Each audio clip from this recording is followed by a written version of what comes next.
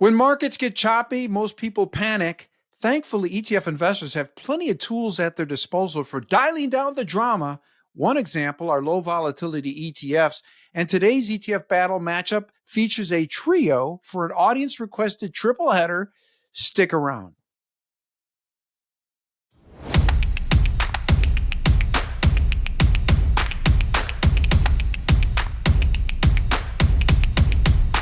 You're watching ETF Battles. I'm Ron DeLegge. Welcome to our original series. We're in the midst of season 7, and we're glad to have you along for the ride.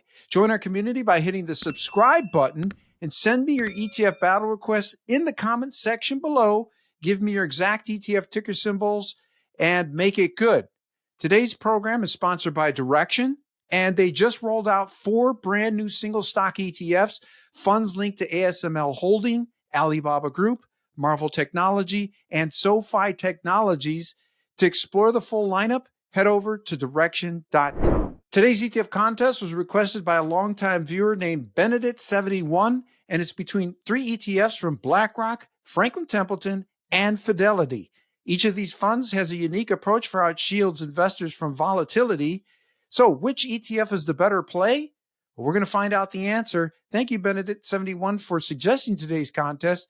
Judging today's matchup is a duo extraordinaire. We've got Athanasios Psarofagis, ETF analyst at Bloomberg Intelligence, and Tony Dong, founder at ETF Portfolio Blueprint. Guys, welcome back. Great to see both of you. Thanks for having me. Yeah. So our 4 battle categories are cost, exposure strategy, performance, and mystery. For the mystery category, that's where our judges can choose any factor or criterion that they think is crucial to today's contest. Our judges can also nominate wildcard ETFs if they feel there's better choices elsewhere, or they can opt for a split decision. I've got scorekeeping chores, and at the end of the program, we will declare an overall winner. Keep in mind, none of the battle outcomes are ever predetermined or known in advance by myself or our judges. Let's start with the first category, cost. Athan, please kick things off. Yeah, well, nice to see you guys. This one is pretty easy. Let's start with USMV. That's the iShares one, 15 bips. It's really cheap. You also have the same fee for the Fidelity low vol one at 15. Now the Franklin one, we'll talk about it in a little bit. It's a little bit different, but that one's a little bit more expensive at 29. The thing is, they're all U.S. stocks. They all trade really nice. There's all plenty of liquidity there. But USMV is just a behemoth. It's $23 billion. You get about $1 billion in the Fidelity product. The Franklin one is pretty small. But actually, just because they're all so efficient, it's really a tie between USMV and the Fidelity one at 15 bips. All right, that's a strong start. Thank you, Athan. Tony, how do you see it? Yeah, so INCE is the outlier here, the only actively managed one, and as you expect, comes with higher fees, 29 bips. Whereas FDLO and USMV have the same headline fees. The later is slightly more liquid with a very minimal 1 bips 30-day median bid-ask spread. So I'd concur here and say that USMV takes it in terms of cost. So that takes us next to exposure strategy. And Tony, you're still up. So break it down for us. How do these 3 ETFs compare? INCE is once again the weird one here. So it's not explicitly a low vol focused strategy. It's more of a go anywhere, do anything income first approach. So right off the bat, most of it is going to be in dividend stocks. And a lot of these are common large cap names you'll see like ExxonMobil, Chevron, PepsiCo, Johnson & Johnson. They're actually very similar to a iShares ETF named HDV, which is their high dividend strategy. What makes this unique is I'm currently seeing a lot of use of equity linked notes or ELNs, which is something that investors may be familiar with, JEPI. And this is what produces the higher income profile, albeit it adds a bit of complexity, and they're not too tax efficient because the distributions from these tend to be ordinary income. FDLO is an interesting one. So the Fidelity index tracked by this one selects for 5-year standard deviation of price returns, 5-year beta, and 5-year standard deviation of earnings. But unlike some low volatility strategies like SPLV from Invesco, which tends to have overweights to say consumer staples, utilities, and healthcare, FDLO is more of a sector neutral strategy. It tries to mimic the composition of the Russell 1000 index as much as possible. And then USMV is an interesting one. It's not technically a low volatility strategy per se. It's a different approach called minimum volatility or minimum variance. The best way I can explain it is in a traditional low volatility strategy, you're making a meal with a lot of like bland ingredients that when combined together aren't too spicy. Whereas for a minimum volatility strategy, the ingredients might be spicy on their own, but when you mix them together in the right proportions, taking into account correlation and offsets, the overall portfolio aggregate volatility is expected to be lowered. And another benefit of this strategy versus traditional low vol is that you are able to avoid those extreme sector overweights, again, to those defensive sectors. Looking at USMV sector composition, again, broadly similar to the market. If I had to sum it up here, I would still go with USMV. It just has the longer track record here. The MSCI benchmarks are very transparent and objective. You can go down with your methodologies. I had to hunt quite a bit to find FDLOs, so that right off the bat was a bit of a turnoff for me. And again, INCE, while not necessarily something unfamiliar, we've seen it with JEPI. I'm not a fan of ELNs, and if you do active management, I know you got to protect your secret sauce, but transparency is the whole point of ETFs. I want to know why you're doing what you're doing. I prefer the band ELO over ELNs personally. Thank you very much, Tony, for that excellent analysis. And you're up next, Ethan. So break it down for us. How do you see it? Well, now I have ELO stuck in my head now.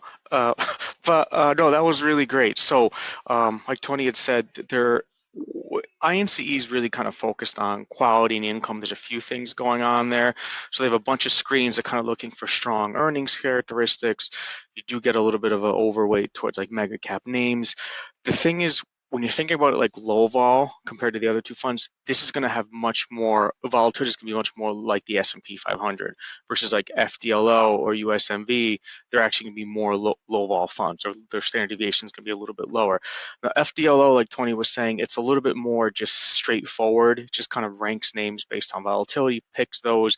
There's not any optimization. There's not really any sector biases or trying to match it. So with that, you're going to have a lot more overweight in staples, utilities, kind of like the old school low vol names that we always think about. So it's a little bit more defensive. And then with USMV, again, it's just we're taking in consideration the sector constraints. So it's just a different way that you're constructing it. They both do have about half the volatility of the S&P 500, which is great, which is what you'd want to see in a low vol fund. Keep in mind with INCE, it's not really a low vol fund. Like there's quality if you want to think about it through that lens. Like, hey, I want to buy maybe more quality names, and maybe sort of move away from just overweight to the S&P, to tech. This is where it could come up. So I think for something like in a low vol methodology, I don't know if there's one that's better than the other. I think USMV, I would just choose that one because it does take into consideration the sectors. And with something like FDLO, you got to be careful in like a rising rate environment, depending where we are, that can really impact your portfolio a lot more. So I think just overall for a low vol construction or min vol construction, USMV is I think probably the better choice here. All right. Well, that takes us next to performance. And this is where we analyze the history of how these funds have behaved. So you're still up, Ethan. Break it down for us. It's honestly been tough for low vol the last couple of years, right? Because it just hasn't been in your benefit to be low vol. But INCE is lately just outperforming because it doesn't have a lot of tech. Quality's been doing well. It's been in sectors like industrials that have really given that a big tailwind. So in recent performance, that's doing really well. But I think problems we've always seen with low vol funds is people don't hold them long enough. Like you need to hold these for long cycles for them to work. So obviously in a market going up, low vol is going to look horrible. You need a period like 2022 or 2018 or something like that where low vol can have a chance to do a little bit better. So if you're not going to hold this for a long time, it's just just be aware that in a market that tends to go up, whatever environment, for in a pro growth environment, these are gonna lag. But again, if you don't look at it through that context, if you're maybe a little bit older in age, you just want something a little bit more low vol, you could do something like that.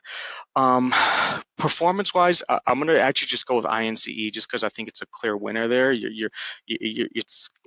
It'll look more like the S&P, but again, it's not going to be a low vol fund in the traditional sense when you're thinking about it through that lens. So I just think just performance, this is where this one kind of sticks out more so than the other just traditional low vol funds.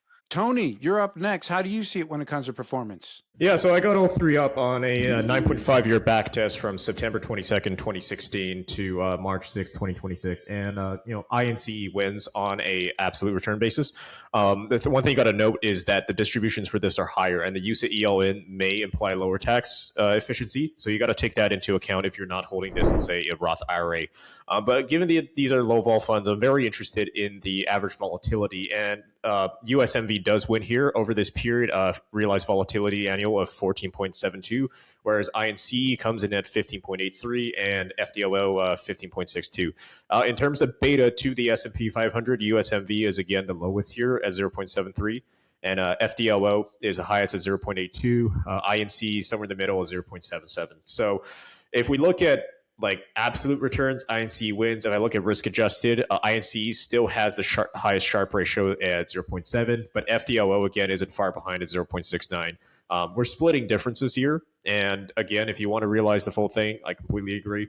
Got to hold these over full cycle, but the numbers say that INCE wins here. Well, that takes us next to our mystery battle category. This is where our judges can pick a certain factor or thing that they feel is crucial to today's contest. So, Tony, you're still up. Break it down for us. What is your mystery battle category, and which of these ETFs takes it for you? Correlations or increasing correlations. It's one of the main gripes I have with low vol and mid vol strategies is that a lot of the screens that their methodologies use are backwards looking, whether for realized historical vol, historical standard deviation, and all that stuff. It backtests really well, but then out of sample data tends to show them faltering a bit. I like the mathematical certainty of options overlays. So I'm going to propose a wildcard here in the Simplify Hedged Equity ETF, HEQT. So this uses what's called a 520 put spread collar. It starts with a long position in the S&P 500, and that's achieved through a iShares S&P 500 ETF. And then it buys a 5% out of the money put, and that establishes your first bit of protection. To finance that put, it sells another put 20% out of the money below, and that's kind of like the range at which you tend to buffer losses over the quarter. But it can't fully finance it. That sold put can't completely offset the purchase put. So then HEQT also sells a short call or a covered call to fully offset that. I prefer this over buffer strategies because you don't have to time the specific vintage and hold it through for an outcome period. It's more of an evergreen solution because they ladder these callers over 3 sequential months. In addition, because the underlying is actually an S&P 500 ETF and not just a bundle of flex options, you participate in some of the distributions, in some of the dividends, which, as we know, is a big contribution to total return and something that buffer ETFs frankly lack. The strategy is also extremely affordable, like when you consider what it does at 43 bips. I mean, it's more expensive than the previous ones, but again, you're getting a fairly sophisticated options overlay here. And historically, the risk-adjusted returns have been excellent, both relative to the S&P 500 and especially a 60-40 portfolio, because it did not suffer those devastating drawdowns in 2022 when bonds and stocks became correlated. All right. Well, that's a strong wild card nomination. Thank you, Tony. Ethan, you're up next. What is your wild card category, and which of these ETFs wins it? Yeah, that's a really great wild card, and I was kind of thinking something similar. Just when USMV first was launched, buffers didn't exist, right? And so there's a lot of money still in USMV, and a lot of it's sort of kind of old money stuck in it. A lot of it could be BlackRock models that they're using it. But after buffers came online, they definitely took away a lot of the money that maybe otherwise would have went to low vol funds. But like Tony alluded to, it's a lot of choice making, right? You need to pick your what periods you want, what buffers you want. But that is definitely a category that is really sort of eating into the low vol space. But I won't add that. But just one kicker I had, which is obviously income, right? Which is what the INCE one focuses on. Its yield is much higher than the other ones. Again, it's not the most efficient way. It's similar to JEPI. You're going to get taxed on it. But if yield is something that you're also considering, USMV and FDLO have a very, very low yield. It's like about 1%. So you get a little bit more yield with INCE. You're also getting the better performance too. So it's just sort of like a double win recently for it. So that would be my wild card, kind of looking at the yield aspect of it, and that one clearly would just go to INCE. All right. Well, we've moved to the part of the program where our judges could give us their overall battle winner. How will this go down? Athan, you're up. Give it to us. Yeah, it's if we're staying in this min vol low vol world, I think USMV is just the OG here. It's been around forever. It's big. It's kind of well understood. You have a good mix of like institutional usage too, good retail usage. I think if low vol is something that you're looking for, USMV is probably the best product here. So I'll pick that, even though I think there are so many other alternatives that exist out there. But this one's, again, still has 23 billion. It's still used a lot by models and things like that. So I think this was a great lineup, all kind of very different. But I think I'm going to go with USMV. Got it. Tony, your final chance to weigh in with your overall winner. I concur as well. USMV, just from sheer iShares brand name recognition, size. For these strategies though, it's worth keeping a few other comparables on hand just for tax loss harvesting. Yeah, they're low vol, but in a bear market, everyone loses. You might lose less with these, but never pass up an opportunity to harvest tax losses. Personally, I still prefer HEQT, but the thing is, I want to keep this accessible to a lot of investors, and this is a more complex alternative strategy. I like the mathematical, the defined payoff it sort of has, but it is going to be more expensive, and I think that might be a drag long term. For 15 bips, what USMV does is pretty sophisticated. It has a good track record. It's backed by a reputable provider. It's not going to go under anytime soon. As you mentioned, institutions and retail use it alike. So in this competition, I go with USMV. Well, according to our battle scorecard, our judges agreed on USMV as today's winner, and they agreed in many categories, but each of them making their own points. I thought a couple of key points that really stood out to me. Athan mentioning that any type of holding period for these types of products, you want to hold it over the cycle, right? Because, these types of products, if we're in the type of cycle where stock market's booming, growth is up, they're probably going to underperform. Vice versa, if markets start to sag or get choppy, then you might start to see this performance from these types of strategies start to hit the jackpot. And so investing over the full cycle, make sure that you can participate in some of that potential upside. Another point that Tony had mentioned that I thought was excellent is his wild card, HEQT. He liked that overlay options hedging strategy, and keep that in your back pocket. Always look for tax loss harvesting opportunities, not just at the end of the year. So you want to keep some of these ETF ticker symbols potentially in your back pocket as a potential alternative if the opportunity for tax loss harvesting does arise. Great job to both of our judges for analyzing and breaking down today's ETF battle matchup. We couldn't have done it without you. Thanks for having us, Ron.